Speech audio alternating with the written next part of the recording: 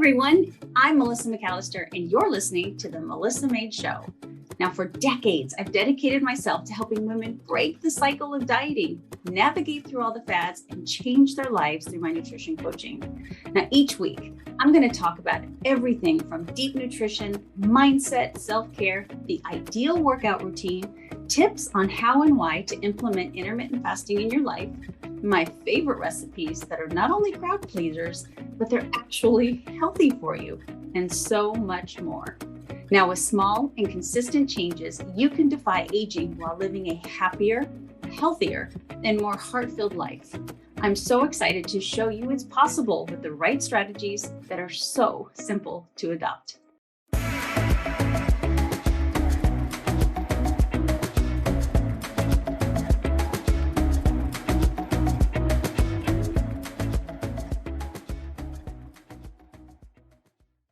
Hello, everyone. Welcome to the Melissa Made Show. And I know most of you listen to your podcasts while you're taking a walk or on a drive or something like that. But for those of you that, like the 10 of you that actually watch the video, you can tell I'm in a different area. I'm actually in a closet.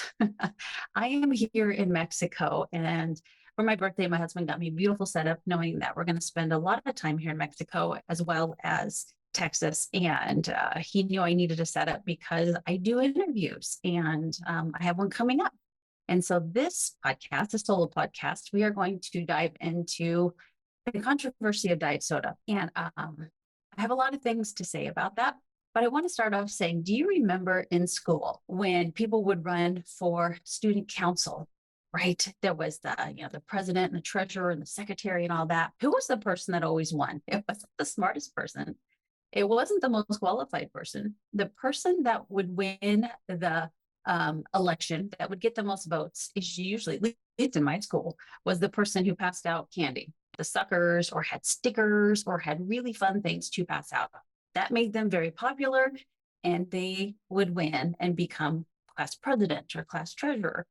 And that brings me to the point of the whole reason I'm doing this podcast is because I notice that right now on social media, going for the popular vote, passing out the candy, so it's figuratively and probably literally as well, to get the most likes is what's happening.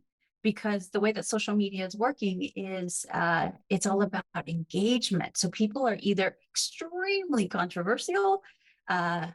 Chiropractor that says that women with abs aren't healthy, smart. I got him so much attention, negative or positive. Attention is attention, right? And I also see, I see doctors, I see dietitians, I see nutritionists, I see fit influencers, I see personal trainers, and the controversy of diet soda, all things. But I particularly wanted to talk about diet soda because I have an opinion on that. And let me first and foremost explain to you my experience with diet soda. So I love diet wild cherry Pepsi. I could drink 6 of those a day. And in fact, way back in the day when it came out, I was never a huge soda fan, but I got a taste of my first diet wild cherry Pepsi many moons ago. I should have looked to see when it came out, but a long time ago. And I loosely say became addicted, and I loved them. And I drank them like water, which is a point I want to talk about. But I would easily drink 3, maybe 4. I would refrain myself and try to only have 3 a day, right after breakfast, right after lunch, and usually right after dinner was kind of my thing. And loved them and didn't think anything of it. There's no calories in it. And after a while, my joints really started to hurt me, but I didn't put the two together at all. And I started, diving a little bit more into nutrition and artificial sweeteners and stuff like that. And I thought to myself, 3 diet sodas a day is probably not that good for me. Plus, it did bloat me a little bit. The diet sodas, all that carbonation and the artificial stuff would bloat my belly a little bit. And I didn't want a bloated belly. So it's kind of aesthetic as much as it was knowing that, this brown carbonated water chemicals just might not be good for me. I am so smart to put those two together. but I went cold turkey, and it took me 3 weeks. 3 weeks of the daily ridiculous cravings to get over oh my gosh, I need a diet soda. 3 weeks, that's a long time. But I am telling you, the night and day difference in my joints, and we're talking about, in probably my early 30s. So it's not like I was old, but the difference in my joints. So if you right now, first and foremost, are having joint pain and you drink your fair share of diet soda, I want to just encourage you by saying that joint pain, I promise you, will lessen, if not completely go away, if you take out the diet soda. It did for me. And when I would bring it back, because, I would go back to it, Diet Wild Cherry Pepsi is kind of hard to find. Do you have it in your area? It's not the easiest thing to find, thank goodness, because it's the only one that I really, really like. And so every once in a while, I'll run across the store that has it and I'll grab a bunch, put them in my fridge, moment of weakness. And then I can't help myself to have a couple. The joint pain comes back. So I'm here to tell you that I still have diet soda. I am not here to tell you that it's something you should never have. But what I want to do and how I want to kind of the thought process out there with the people that, will pull up studies and we'll talk about, it's okay to have a Diet Coke. It doesn't matter. It's not going to cause you to gain weight. It's not, it's not bad for you, all that kind of stuff. I just want you to consider this. I still drink it. And I don't think so. I tell people all the time when they, like, maybe they're going to a party or they're going to the movie theater and they have the notion to kind of overdo it at parties because of all the food that's out there, or they go to the movie and there's that big, huge thing of popcorn and you just, if you have a little bit of it, you're going to finish that whole tub. You're going to feel terrible. So if you getting yourself a diet soda and sipping on a diet soda and having maybe just a couple of handfuls of popcorn, or being able to skip it all together because you've got something that you enjoy that's got flavor, that's got fizz, by all means, I see nothing wrong with that. I don't think you have to completely ward off diet soda if it's something that you truly, truly enjoy. But I am also here to be devil's advocate to tell you that if you have several a day, number one, your joints don't like that. I believe it causes, inflammation in parts of the body because it's just not natural for the body. And that inflammation is going to cause pain in different areas for people. But not only that, the beef that I have with people that will go on and say, here's, studies, all the studies that were done on mice and rats. I have a study for you, Mr. Study, that mice and rats actually provide ideal animals for medical research and comparative studies because they have many similarities to humans, their anatomy and their physiology. So rats, mice, and humans each have approximately 30,000 genes, of which approximately, listen to this, 95% are shared by all three species. So when you see a study done in mice and rats, a lot of times it's very comparable because we have the same 95% of our genes are shared. So you're going to get pretty much the same outcome.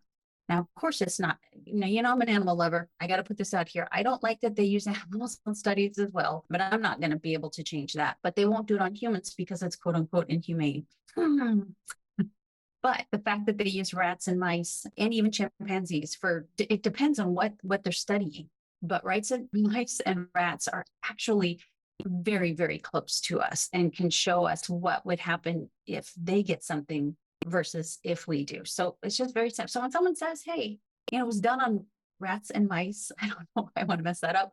It doesn't mean that it's not valid. Okay. So don't let someone dismiss studies that show that something is good for you or bad for you if it was only done on mice and rats, because it's still very notable on how effective that same process that they put these animals through will be to us. Okay, so let's just say that.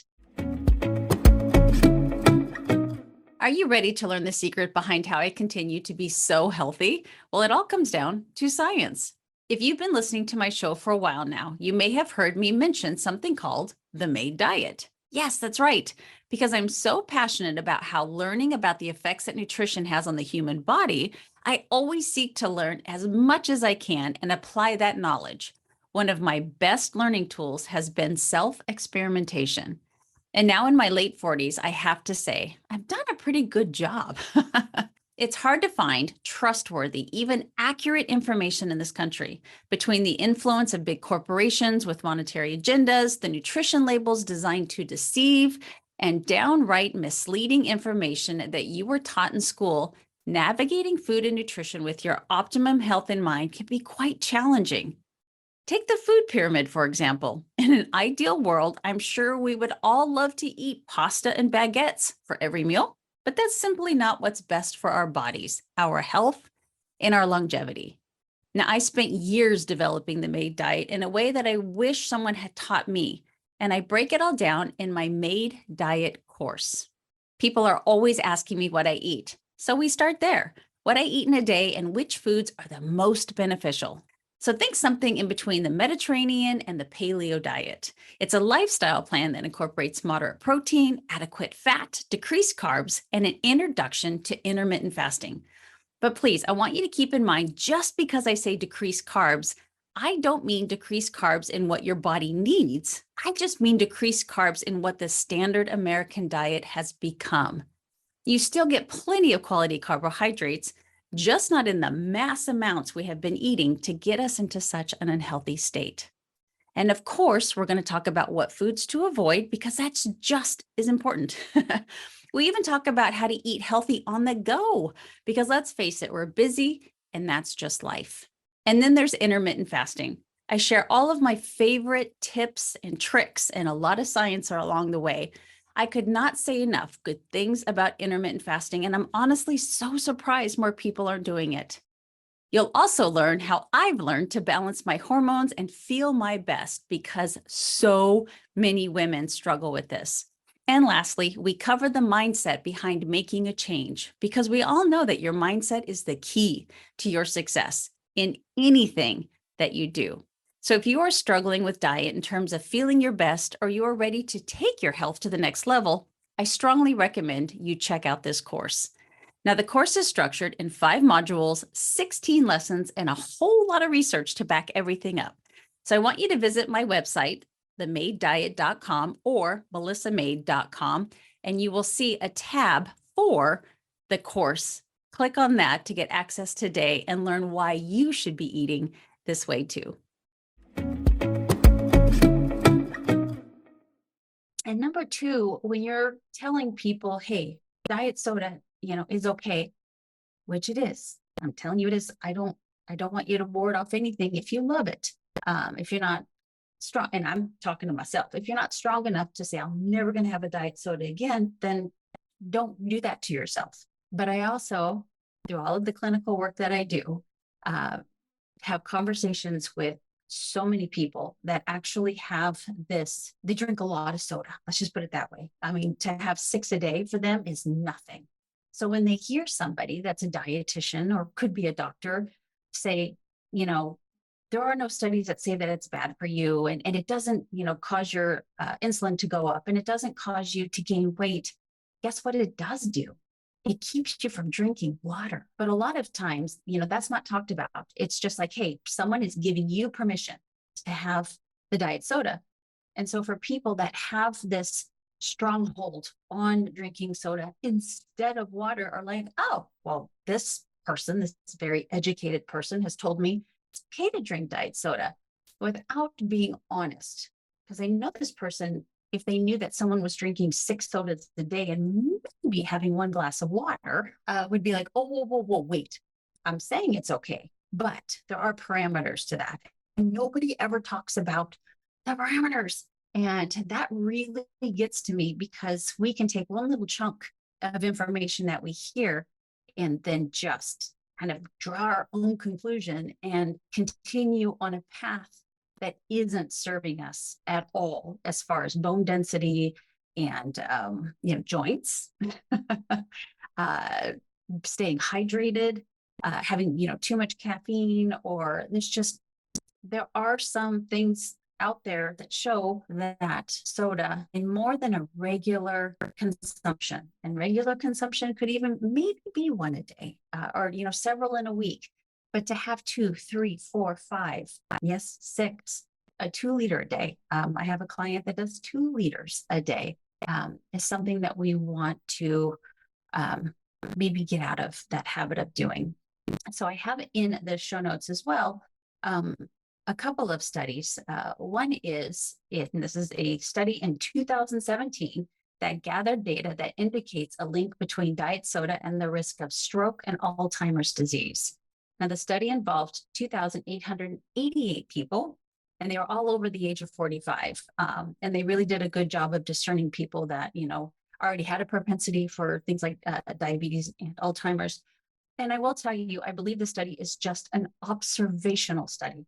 And what does that mean? That means that maybe they give them and say in the last year, how much diet soda have you drank? But I think that one can be extremely telling because you kind of know how much diet soda you have on average, right? I could tell you I maybe have 1 or 2 a week, maybe, but I know that's pretty accurate. If you have one every day, if you have one twice a day. So even though it's observational, I still think people are pretty keen on how many servings of diet soda that they have a day. But what I also know that confuses the heck out of you and also other people is there was another study where the authors of a 2016 analysis noted 26 studies. Listen to me, 26 studies that found no link between soda consumption and worse health outcomes. Now, it wasn't just diet soda. It was I'm sure it included both diet soda and soda, but they said that the study mentioned that the 26 studies, there's no correlation. You're not going to be unhealthy. Nothing's going to happen bad to you if you have soda. But guess what? Those studies had received funding from companies in the soda industry. Immediately dismiss any study that if you find one that tells you that shredded wheat is, the best breakfast for you, always, if you are a researcher, go down below and you've got to look for who is it funded, who's it funded by. And if you see Kellogg's, you get to throw that one out. And so there was 26 studies that a lot of people probably see, and these studies are thrown out all over the place saying, hey, diet soda, we see no correlation. Well, interesting. These studies were funded by the soda companies.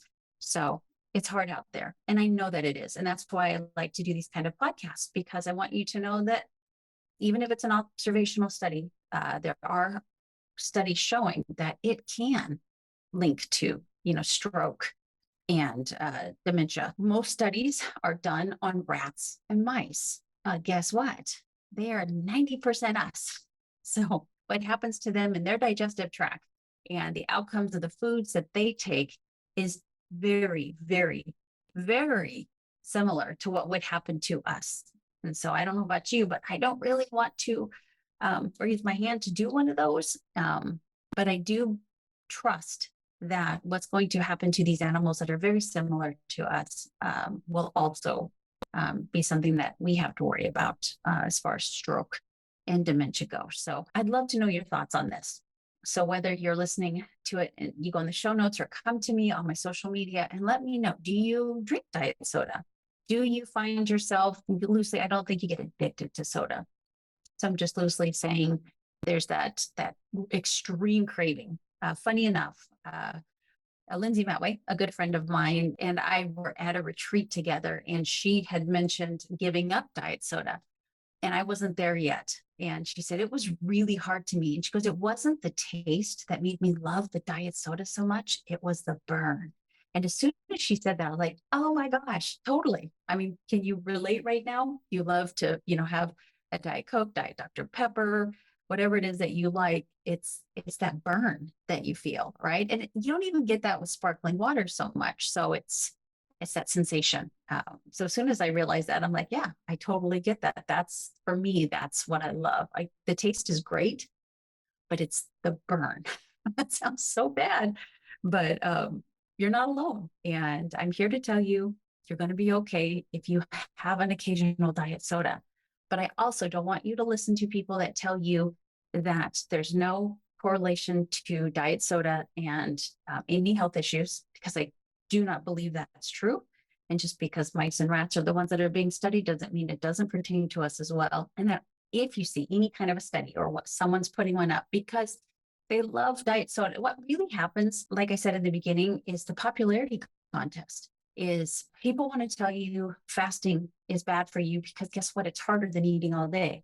People want to tell you that having a six-pack ab is bad for you because guess what? They don't want to do the work to get the six-pack abs. People want to tell you that drinking diet soda is fine because they don't want to give it up. Occasionally, cool. But usually these people don't do any clinical work, and they actually don't have that one-on-one conversation with people who have this crazy love of that chemical. I can't say beverage food of this chemical.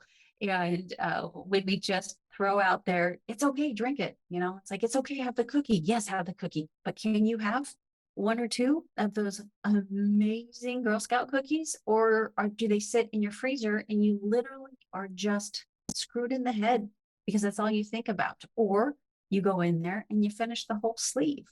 So the person that says go ahead and have the cookie has never sat down and actually talked with the person who can't have the cookie. Okay, so that's where I'm coming with that. Look at your studies. Always question somebody who is constantly telling you the easier route is the better route, and just find people that you trust that really want your health, your mental and your physical health to be top priority. And I do. And I know sometimes I'm hard on you when it comes to trying to help you do the harder things, but I believe that when we change that mindset, that you are capable of doing the hard things, that you will be much happier and healthier. So as always, I hope that you wake up feeling prepared and you go to bed feeling very, very proud. You guys have a great day. Wow, we've reached the end. But before I leave you, I'd love to hear from you. After all, it's not every day that someone reaches out and asks for your opinion. And to me, your opinion does matter. So please share this episode with anyone that you think needs to hear this message. And remember to rate, review, and subscribe wherever you listen to podcasts. My name is Melissa McAllister. And until next time, thank you for being your own health advocate.